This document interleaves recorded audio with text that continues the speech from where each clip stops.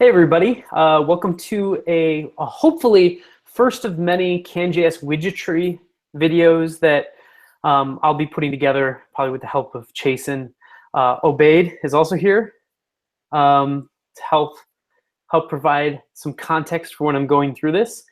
This first one, well, CanJS Widgetry will be basically something cool that we've built with CanJS, just going over how it works.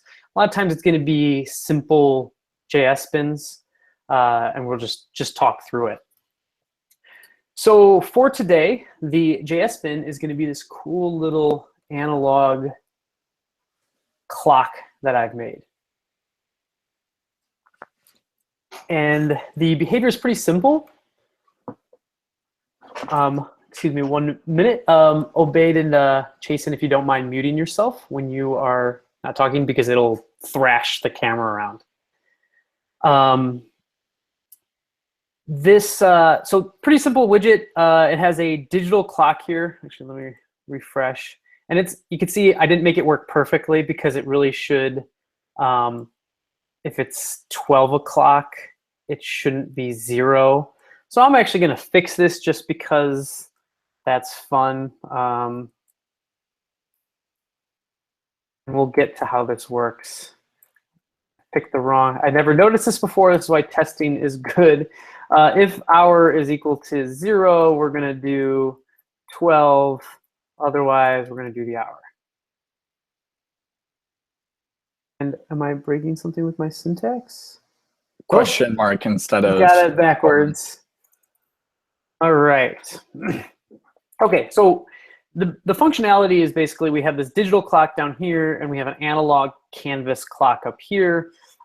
You might notice that there's this stop and start button. The start button is disabled because the clock is started, and you can hit stop and then it becomes stopped. And you can start again to resume the clock, and they become disabled depending on what state the clock is in. So this demo has a few fun things going for it. One of which is the two-way converters for the CanStash converters, which I'll get to. The more important thing, though, is that this shows, I think, somewhat the power of observables, that they are useful in other contexts. This is a little canvas widget I made, and it can use the same observable that powers in Stash this digital clock.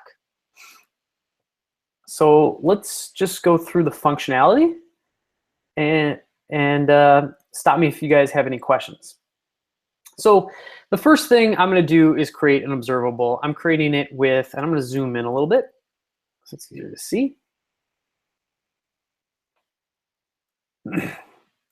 The first thing I'm going to do is create a timer observable. That has two main sources of state. One is going to be a time, which is going to be an instance of date. And the other is going to be essentially the interval, callback, the interval, like the cancelable interval number returned by a set interval. So these are the real sources of state for this timer type. There's going to be a start method that is going to just call a set interval with a function that's going to move the time 1 second in the future every second. Of course, this isn't a very high resolution way of making sure the time gets updated correctly. This will probably almost certainly decay over time and not be super accurate, but this is just for demo purposes. And I'm saving the interval that I can clear. There's also a stop method that will clear the interval and set the interval to null. And then I can use, given that interval, if interval's set to a number or not, or null, I can use, I have an is stopped that will basically return truthy. It's really going to return a number. I could make it return true or false, like that. This is going to return true or false whether I have an interval or not.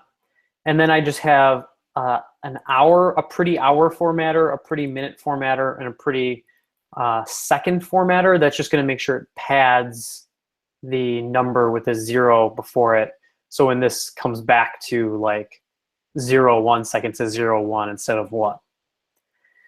Quick question before you move yeah. on. So I don't know which line it is, but in stop, you're setting this dot interval to null. Because interval is defined as a number, does that get set to 0 when you set it to null, or does it actually stay null?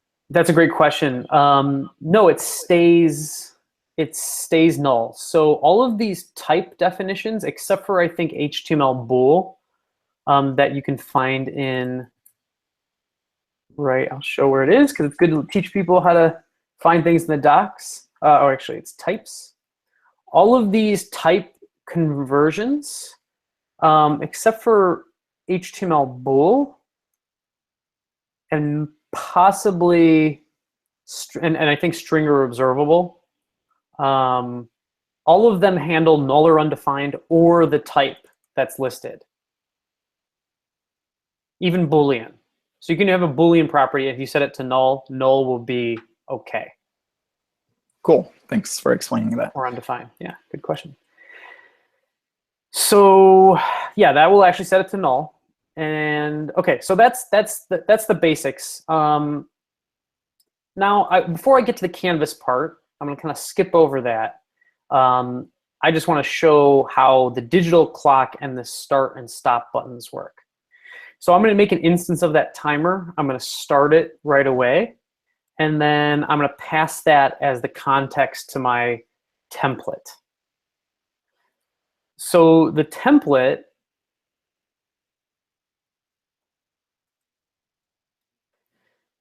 has a button for start that will be disabled if is stopped is true. So that's why it's disabled.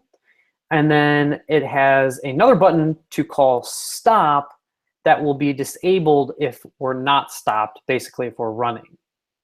Now, I could have easily created a is running, property, getter property that looked a lot like is stopped, and then just I could have just bound disabled to that. But I instead used a two-way converter. So two-way converters, like this could also be a not two-way converter. That's kind of funny that I'm using the word not. I could have used a one-way converter because this is just a one-way binding. It just takes what's on the right and updates what's on the left. So a simple can stash helper would have done the trick, but not is also it's a registered two-way helper because it could, if this somehow became disabled false, it could actually translate that and set. If I had two-way binding, it could set is stopped to true or false if stopped could actually be set to true or false. But it's just showing that those helpers can be used even in, I guess, non-two-way bound ways. So those helpers you can find as can stash converters. Not is one of them.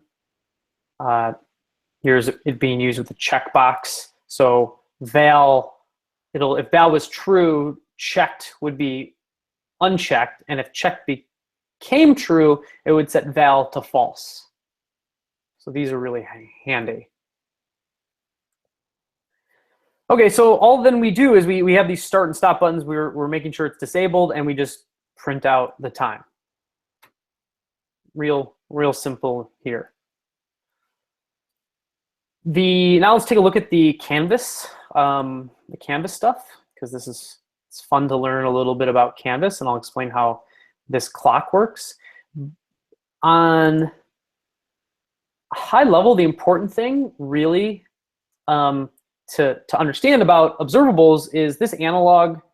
This is an analog constructor function that I wrote for the analog clock. It gets a canvas element and it gets an observable.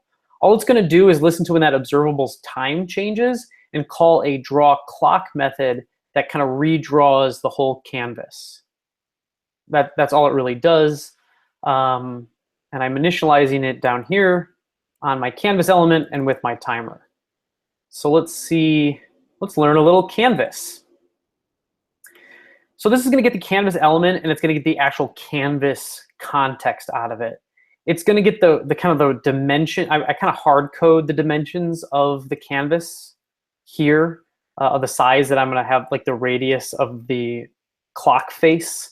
If I was being really cool, I would actually I would check the dimensions of the actual canvas element and determine this from that, but I'm not being cool right now.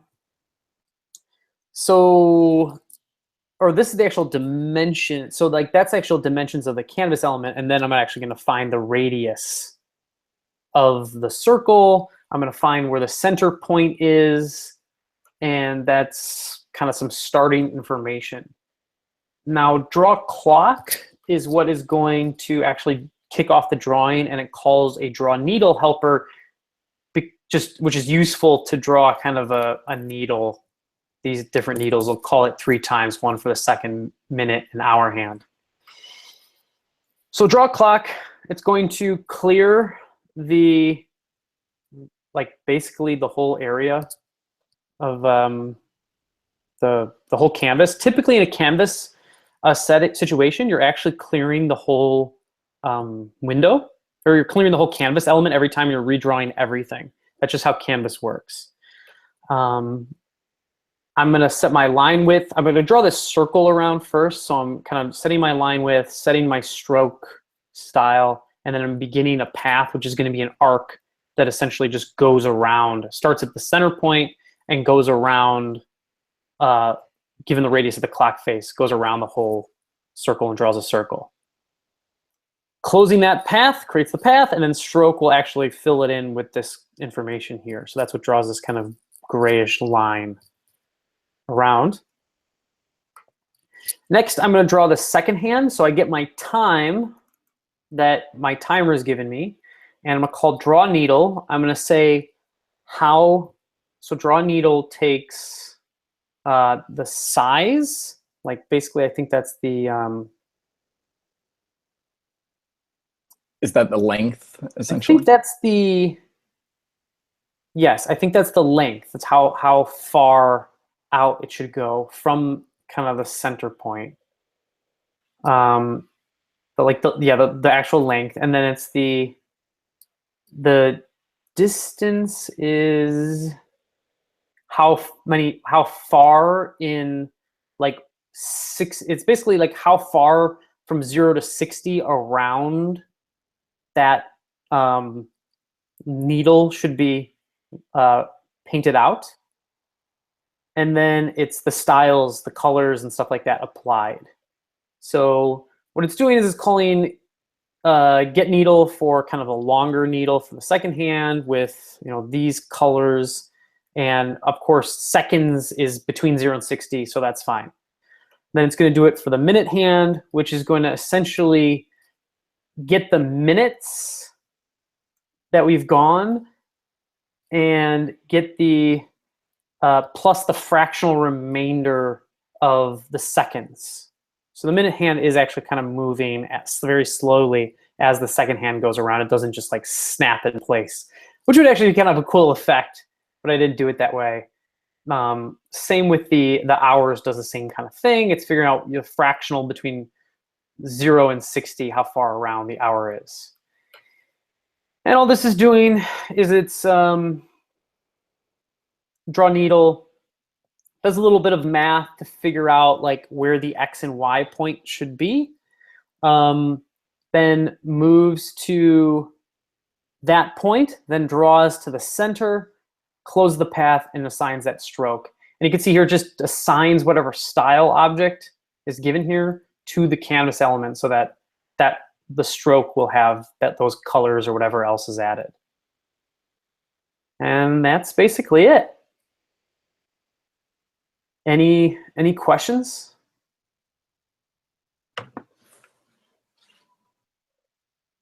And Obaid, I cannot hear you because you're muted. Chasen, any questions? Yeah, I'll ask a question while Obaid's mic hopefully gets fixed. So how would you update this if you wanted to have a not just update the canvas every second, but have have a more animated clock that was kind of almost continuously updating itself, or maybe not even continuously, but let's say at any faster speed. Well, faster speed would be, I could just change this to every 500 milliseconds, and what I do? Why is that not? I think in maybe in some of the drawing code where it was in some of the canvas code where it was getting the number of seconds, would that have to like account for fractional seconds? Oh, it would have to account for fractional seconds. So it would have to do get seconds plus the fractional. I don't know if there's a milliseconds, but it would have to do that. It would have to do like plus new time dot, what is it, get time modulus 1000 divided by 1000, something like that. Yeah. Does modulus have higher order of operations than? Not sure. I don't remember. It's still not working. Something like that, though. Yeah, so the drawing code would need to be updated a little bit. Yeah, to handle a higher. Yeah, cool that you can just change if the drawing code supported it, then you would just change the observable to update as much as you wanted. Yeah, I mean, there's some amount of throttling that I'm sure you would want to do for normal application. Although this is just changing one observable, like this is even fine code. What I would do is, instead of using, it's a little, this is an interesting example because it's supposed to, it's really showing the time. It's not a stopwatch, even though it has stopwatch features, but it has a stop button that like stops time and then resumes time. So it's this example is kind of odd. Like the way that if it was a stopwatch, what I would do is when you push start, it's going to do probably on request animation frame. Every request animation frame, it's going to get a new time and just like do a delta between the amount of time from the last request animation frame to the new one and add that to the current time that has passed. So that way it's going to be a little bit higher fidelity on how much time has passed. Or it would actually probably, when you hit start, it would probably save that time point. Actually, what I would do is it would save that time point, update time, but it would always like subtract out the current time from the time when you actually hit start to broadcast that as the new time.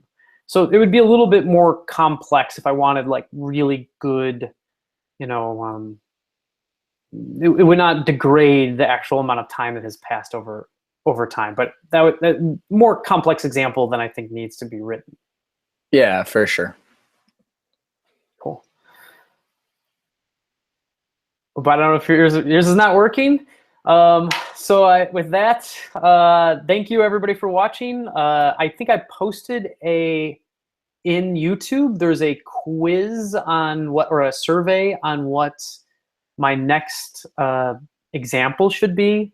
I think there's things like a slider or an editable list or form validations. If you see that on there, please fill that out. Let us know what we should do next week. And with that, thank you. Thanks, Justin. Yeah, see you guys. All right, bye.